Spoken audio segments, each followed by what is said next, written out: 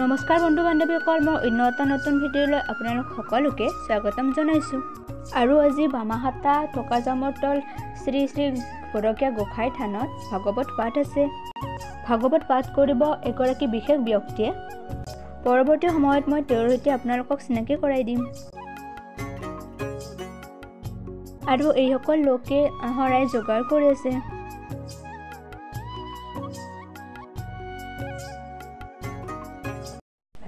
হয়, নমস্কাৰ। আজি আমাৰ মাজত উপস্থিত আছে শিশু পাঠক উজ্জ্বল সৌকাধৰা। তো আহকচোন আমি তেওঁৰ মনৰ কথা জানি লওঁ। কৃষ্ণ জনাব, প্ৰথমতে পৰিচয়টো জনাব। মোৰ নামটো হৈছে উজ্জ্বল সৌকাধৰা। মই বৰ্তমান দশম শ্ৰেণীৰ ছাত্ৰ। অসমৰ বিভিন্ন প্ৰান্তত মহাপুৰুষ গুৰুজনাৰ দ্বাৰা বিৰচিত কীৰ্তন দশম ৰত্নাৱলী গীতা ভাগৱতৰ যি ধৰ্মজ্ঞান সেইবিলাক দিবৰ চেষ্টা কৰি আছোঁ। হয়, সাধ্য অনুসাৰে। হয়, আৰু কেতিয়াৰ পৰা আৰম্ভ কৰিছিলা তুমি যাত্ৰা? 3 বছৰ বয়সৰ পৰা আৰম্ভ কৰিছোঁ।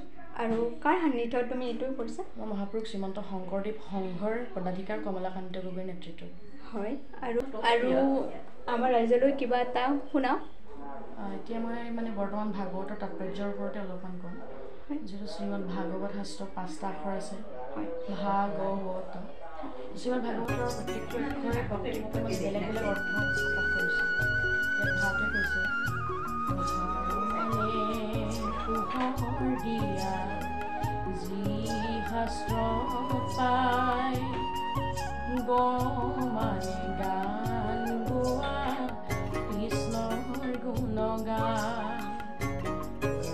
মানে বৰ্তি থকা 4 বেদহাৰ মানে পৰম তত্ত্ব এয়াই বৈতৰণিৰ পাৰ। ভাগৱত শাস্ত্ৰৰ প্ৰত্যেকটো অক্ষৰে প্ৰত্যেকটো বেলেগ অৰ্থ বিচাৰিছে। ইয়াত ভা অক্ষৰটো কৈছে পোহৰ দিবলৈ, পোহৰ দিয়া বুলি কৈছে। আমি এটা সূৰ্যৰ পোহৰতে জীৱন ধাৰণ কৰি আছোঁ। ভাগৱত শাস্ত্ৰভাগক কোটি সূৰ্যসমূহৰ লগত তুলনা কৰিছে। মানে গান গোৱা, যিখন শাস্ত্ৰত সনক সনন্দ সনত কুমাৰ আদি ঋষিসকলে ভগৱন্তৰ গুণকীৰ্তন কৰাৰ বাবে ইয়াত অক্ষৰটো যোগ কৰা হৈছে। মানে বৰ্তি থকা যি শাস্ত্ৰ, সকলো শাস্ত্ৰৰ অৰ্থ যোগ হৈ আছে, সকলো শাস্ত্ৰ তত্ত্ব যোগ হৈ আছে। আৰু মানে ত্ৰান্ত, যি শাস্ত্ৰ শ্ৰৱণ কীৰ্তন কৰিলে মানুহে নৰতনু দেহ ত্যাগ কৰিব পাৰে। মানুহে এই গোটেই মনুষ্য দেহটো অপাৰ সংসাৰ সমুদ্ৰখন পাৰ হৈ যাব পাৰে হেলা ৰঙে। সেইবাবে ইয়াত অক্ষৰটো যোগ কৰা হৈছে। ভাগৱতে 4 অক্ষৰ যুক্ত হৈ ভাগৱত শাস্ত্ৰৰ ৰূপটো অতি সুন্দৰ ৰূপেৰে গ্ৰহণ কৰিছে। আৰু এভাগী সংজ্ঞা দিছে ভাগৱত শাস্ত্ৰত। মানে ভাবু খা জানিব খোজে মনে, মানে জ্ঞান সখা কৃষ্ণৰ কথা জানে, মানে বৈষ্ণৱী জ্ঞান বিষ্ণুৰ ভকত মানে পৰম তত্ত্ব এয়াই ভাগৱত। ভাগৱত মহাভাগৱত ভাগৱতৰ বিনে আৰু উত্তম শাস্ত্ৰ নাই। ভগৱন্তৰ বাংময় মূৰ্তি ভাগৱত সদায়। ইয়াত কৈছে যে মানে ভাবুক, আমাক ভাবিবলৈ কৈছে। আমি যদি নভবা নিশ্চিন্তাকৈ কিবা এটা কাম কৰোঁ, সেই কামত জেং লাগি যাব। মানে জ্ঞান, যি শাস্ত্ৰ শ্ৰৱণ কীৰ্তন কৰিলে যিবোৰ জ্ঞান উদয় হয়। মানে বৈষ্ণৱিক জ্ঞান, যি শাস্ত্ৰ সকলো শাস্ত্ৰৰ অৰ্থ যোগ হৈ আছে। এতিয়া বৈষ্ণৱিক জ্ঞান মানে কি? আমিতো অল্পমতীয়া ৰিক্সা চালক এজনক কি বুলি কওঁ? ওই ৰিক্সা যাবি নাই। আৰু ভাৱধাৰাবিলাক এইবিলাক। যিসকলে বৈষ্ণৱিক জ্ঞান লাভ কৰিছে সেইসকলে দেৱৰো দুৰ্লভ। এই বৈষ্ণৱিক জ্ঞানটো দেৱৰো দুৰ্লভ। গতিকে আমাৰ দৰে নৰতনু মনুষ্যই এই দেৱৰ দুৰ্লভ যি বৈষ্ণৱিক জ্ঞান, এই বৈষ্ণৱিক জ্ঞান লাভ কৰিব পাৰিছোঁ নে নাই নিজকে প্ৰশ্ন কৰিব সময় হৈছে। আৰু মানে পৰম তত্ত্ব, যি শাস্ত্ৰত ধৰ্মীয় শাস্ত্ৰ, সকলো শাস্ত্ৰবিলাকৰ তত্ত্ব আছে, সকলো শাস্ত্ৰৰ তত্ত্ব যোগ কৰি থোৱা হৈছে। ইয়াৰ অৰ্থ বুজাবলৈকে এই ভাগৱত শাস্ত্ৰৰ 4টা অক্ষৰ যুক্ত হৈ বেলেগ বেলেগ অৰ্থ প্ৰকাশ কৰিছে। কৃষ্ণ কৃষ্ণ। হয়, আপোনালোকে এয়া শুনিলে আৰু আশীৰ্বাদ কৰিব যাতে আৰু আগুৱাই যায় এখেত। আৰু আগলৈ চাই থাকক ভিডিঅ'টি।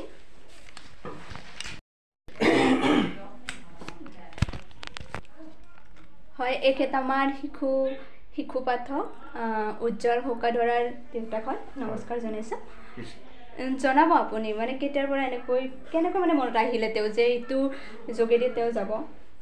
কৃষ্ণ এওঁ 3 বছৰ 12 দিনৰ পৰাই ভকতৰ সংগত ঘূৰিছে।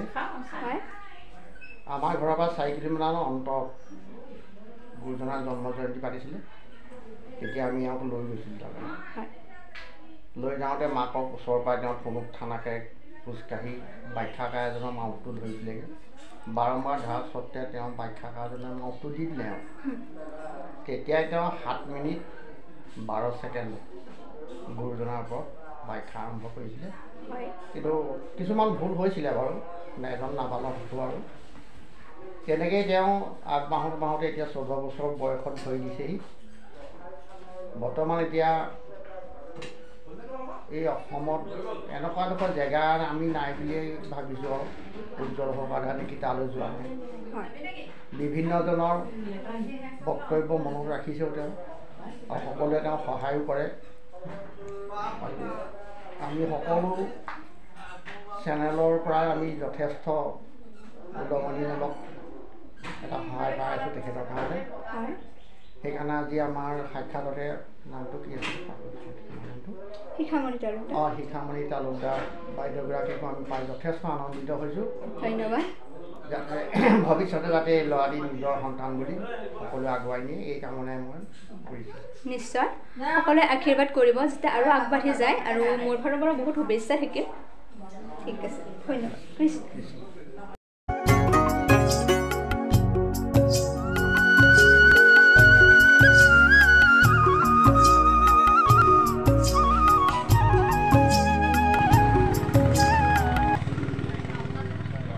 কৃষ্ণ, আপোনাৰ আমাৰ চৰণ কমল লক্ষ্য কৰি আমি মহাধমে এভাগি সেৱা জনাইছোঁ। হে কৃষ্ণ তজু পাদ পদ্ম পঞ্জৰ ভিতৰে মোৰ মন ৰাজহংস পক্ষী থাকুক প্ৰভু সৰ্বথা প্ৰাণ প্ৰয়াণৰ সময়ত কভবাত প্ৰীত আদি যত কণ্ঠ নিৰোধনে তোমাৰ স্মৰণ কথা কণ্ঠ নিৰোধনে তোমাৰ স্মৰণৰ কথা।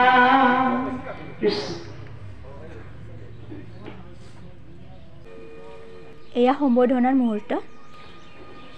দ্বিতীয়তে এখন সম্বৰ্ধনা পত্ৰৰে আমি সম্বৰ্ধনা জ্ঞাপন কৰিবলৈ ওলাইছোঁ, আৰু সম্বৰ্ধনা জনাব আমাৰ বিজু তালুকদাৰে সম্বৰ্ধনেৰে সম্বৰ্ধনা জনাব।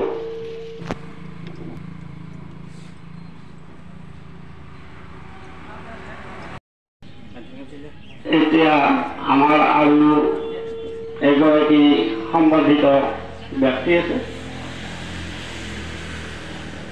তেখেত আমাৰ আমি বৰ সৌভাগ্যৱান বুলি ভাবিছোঁ।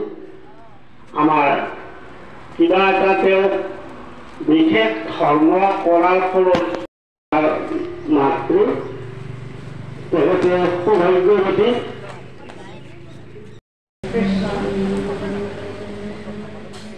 কৃষ্ণ